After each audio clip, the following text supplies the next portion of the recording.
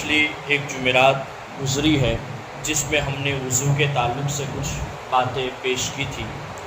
آج وضو کی سنتوں کے تعلق سے پیش کریں گے۔ دیکھیے، وضو کی سنتیں، سنت سے مراد کیا ہوتا ہے؟ یعنی وضو کی سنتیں یعنی وضو کی وہ باتیں جو ہمارے نبی صلی اللہ تعالیٰ علیہ وسلم کرتے ہیں، یعنی وہ وضو جو ہمارے نبی صلی اللہ تعالیٰ علیہ وسلم نے فرمایا تھا۔ اور ایک مرتبہ حدیث پاک کا مفہوم ہے کہ رسول اکرم صلی اللہ تعالیٰ علیہ وسلم نے ہر عضو کو 3 بار دھویا اور مسح جو ہے وہ ایک مرتبہ کیا، جیسا عام طور پر ہم وضو کرتے ہیں۔ اس طرح کرنے کے بعد حضور نے ارشاد فرمایا کہ یہ جو میں نے وضو کیا ہے یہ تمام انبیاء کا طریقہ تھا، بلکہ حضرت ابراہیم علیہ السلام بھی اس طرح وضو کیا کرتے ہیں۔ تو وہی وضو کا طریقہ آج آپ کے سامنے یعنی مختصر سنتیں بیان کرنے کی کوشش کروں گا۔ سب سے پہلی سنت ہے وضو کی نیت کرنا، یعنی نیت کر کے ہی وضو کرنا۔ یہ سنت رسول ہے، یعنی ہمارے پیارے آقا صلی اللہ علیہ وسلم جب بھی وضو کرتے تو سب سے پہلے اس کی دعا پڑھتے تھے، نیت کرتے تھے، اور ہر عبادت میں نیت پہلے ہوتی ہے۔ اور عام طور پر مسجدوں پر آج کل تو لکھا ہوا رہتا ہے کہ وضو کی نیت اور وضو کے بعد کی نیت، تو ہمیں اس کو دیکھ کر پڑھ لینا چاہیے۔ دوسری چیز ہے بسم اللہ پڑھنا، یعنی وضو کی نیت کرنے کے بعد جب آپ وضو کرنا شروع کریں تو اس سے پہلے بسم اللہ پڑھیں، کیونکہ رسول اکرم صلی اللہ تعالیٰ علیہ وسلم نے ارشاد فرمایا کہ ہر وہ نیک کام جو بغیر بسم اللہ کے ہوتا ہے وہ کام ناقص ہوتا ہے، یعنی اس میں کامیابی ہوتی ہی نہیں۔ اس لیے ہر کام سے پہلے بسم اللہ پڑھو، یہ حضور کا فرمان ہے۔ تو وضو بھی ایک کام ہے، نیکی ہے نا؟ تو وضو کرنے سے پہلے بھی ہمیں کیا پڑھنا ہے؟ بسم اللہ پڑھنا ہے۔ تیسری سنت ہے پہلے دونوں ہاتھوں کو 3 دفعہ دھونا، یعنی پہلے سب سے پہلے کیا کرنا ہے؟ نیت ہو گئی، بسم اللہ پڑھ لیا، اب اس کے بعد ہمیں یہ کرنا ہے کہ 3 بار دونوں ہاتھوں کو دھلنا ہے۔ اور کتنا دھلنا ہے؟ اتنی، یہاں تک، اس کو یہ کہتے ہیں نا گٹھو، کیا بولتے ہیں اس، یہاں تک۔ پہلے یہ ہاتھ دھلنا ہے 3 بار، پھر یہ ہاتھ دھلنا ہے۔ یہ کیا ہے؟ سنت ہے۔ اس کے بعد کیا کرنا ہے؟ چوتھی سنت ہے مسواک کرنا۔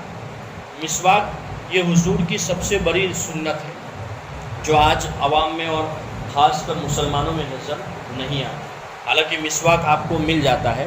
مسواک کے بارے میں حضور صلی اللہ تعالیٰ علیہ وسلم نے ارشاد فرمایا کہ اگر میری امت پر یہ دشوار نہ گزرتا تو میں مسواک کرنا فرض قرار دیتا، کیونکہ اس کی بے شمار فضیلت ہے۔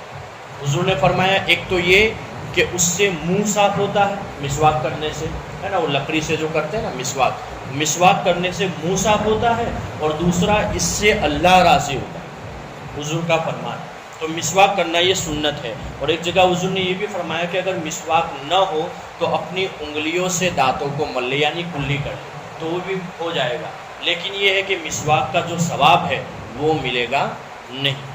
پانچویں سنت ہے داہنے ہاتھ سے 3 مرتبہ کلی کرنا۔ کلی کیسے کرنا ہے؟ تو بھائی رائٹ ہینڈ، سیدھے ہاتھ سے کلی کرنا، یہ سنت ہے۔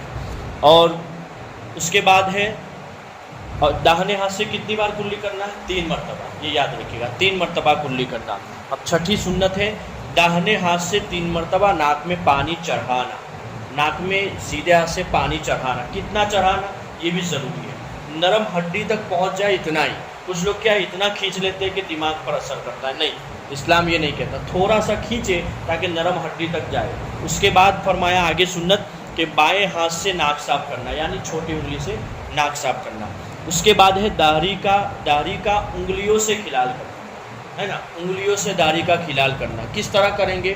اس کو اس طرح کریں گے کہ داڑھی کے اندر سے نیچے سے ہاتھ اس طرح باہر لائیں، سیدھے ہاتھ سے، یہ کھلال ہے، یہ سنت ہے۔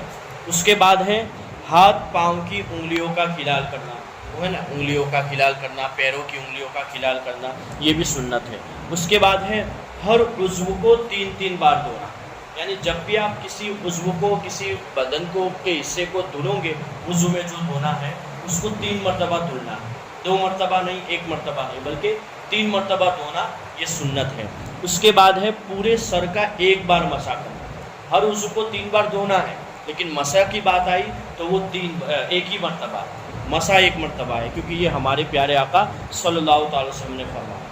اس کے بعد ہے ترتیب سے وضو کرنا، یعنی جس طرح ترتیب بتائی گئی ہے کہ بھائی پہلے کلی کرنا، پھر ناک میں پانی ڈالنا، پھر پورا سر دھلنا ہے نا، پورا چہرہ دھونا، پھر ہاتھ دھونا، پھر مسح کرنا، پھر پیر دھونا، اس طرح کی ترتیب ہے۔ تو اس طریقے سے کرنا وضو یہ سنت ہے، اس طرح وضو کرنا چاہیے۔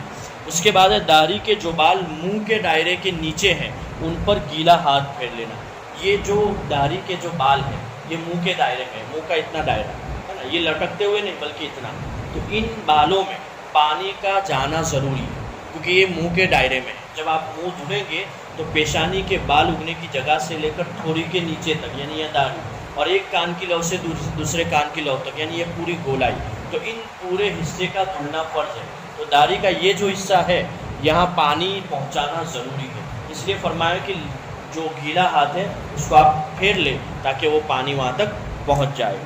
14ویں سنت ہے اعضاء کو لگاتار دھونا کہ ایک عضو سوکھنے سے پہلے ہی دوسرے عضو کو دھو لیں، یعنی یہ نہ ہو کہ آپ وضو کر رہے ہیں تو آرام سے کلی کی اور پھر تھوڑی دیر بعد ناک میں پانی چڑھائے، پھر تھوڑی دیر بعد، نہیں، پے در پہ دھونا، یعنی فوراً اس کو دھونا لگاتار، اس میں تاخیر نہ کرنا۔ کچھ لوگ کیا باتوں میں لگے رہتے تاخیر کر دیتے ہیں، تو یہ مکروہ ہے، اس طرح نہیں کرنا چاہیے۔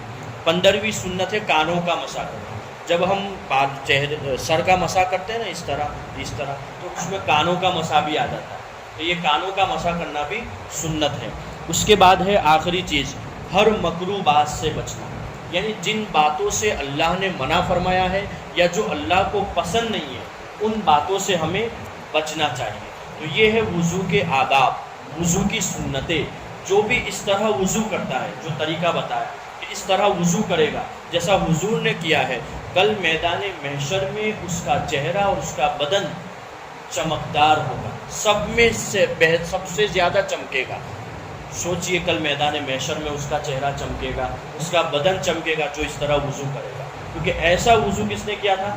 ہمارے آقا صلی اللہ علیہ وسلم۔ تو ہمیں بھی جب بھی وضو کریں تو وضو کرنے میں سنتوں کا خیال رکھیں، سنتوں کے مطابق وضو کریں۔ اللہ تعالی ہم سب کو سنت کے مطابق وضو کرنے کی توفیق عطا فرمائے۔